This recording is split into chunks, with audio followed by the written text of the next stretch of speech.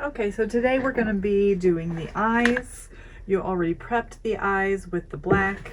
Let me just show a couple of different eyes right here, eyes right there. You can use any color that you want to on these eyes. This was red and yellow. This is yellow, green, and blue. This was, I believe, pink and purple or red as well. This one is blue and purple. And this one is green and blue. So any colors that you want to use are fine for this project. You're going to need white paint first. And I think I don't have white paint. So hold on a sec. Okay, so I got a little bit of white over here, and I'm going to start out by doing the whites of my eyes. Now, pretty much you're just doing a triangle that has a curved bottom like this. But you want to leave a little bit of that black on the outer edge of the eye because it really defines where the eye is. So I'm going to go ahead and do this. If you have time, you could go over the white a couple of times, or you could just leave it like this. Leaving it like that is fine.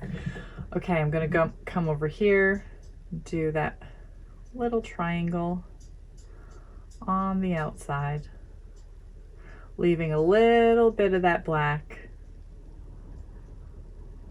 for the outline of the eye to make it really pop.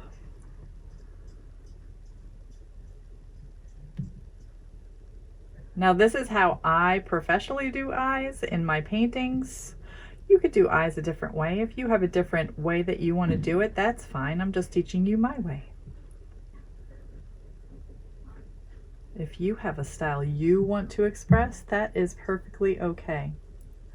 Now you want this inner part to be looking like a circle, which is, so it's the iris, the color part of our eyes. I'm going to put a little bit more white over here if I can, just blob it on there.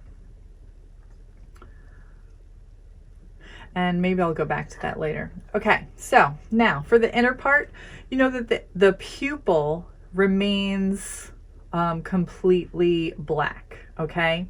So I'm going to take my lightest color that I'm going to be using, which is this pink. And I'm kind of gonna dab around where I want the pupil to be, okay? So I have a kind of a guideline of where that pupil is gonna be. So if I go into that area, it's fine. So now I am pulling some of that paint. I'm getting more paint on my brush. I'm pulling some of that paint away from the front, away from the edge of that circle.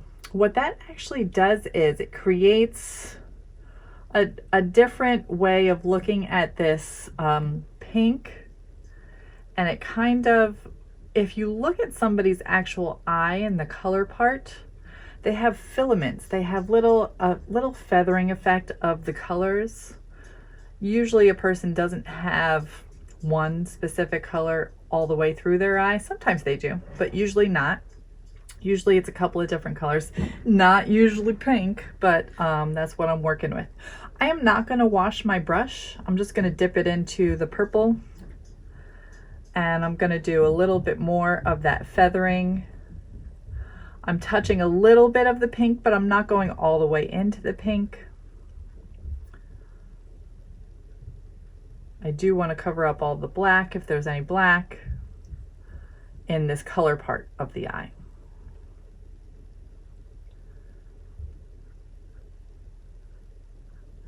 I don't want to go all the way to the edge of the eye, because remember, we do want a black outline of the eye that defines it. So I'm being careful around that area. Okay, so that's pretty good. Now I'm gonna, notice I did not wash my brush. I'm gonna dip right into the blue. And maybe I'm gonna dab it a little bit so I can get more blue on there. And I'm gonna go ahead and make sure that I have that black outline of the eye.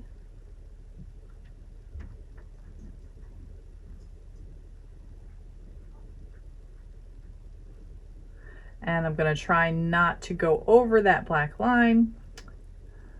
And I'm mixing it with that purple. So the purple is kind of in the middle. The pink is on the edge of the pupil. And the blue is on the outside edge of the iris. Remember, you can use any colors you want, any colors you think will go together. They do not have to be actual colors that you see in an eye, as I'm not doing that.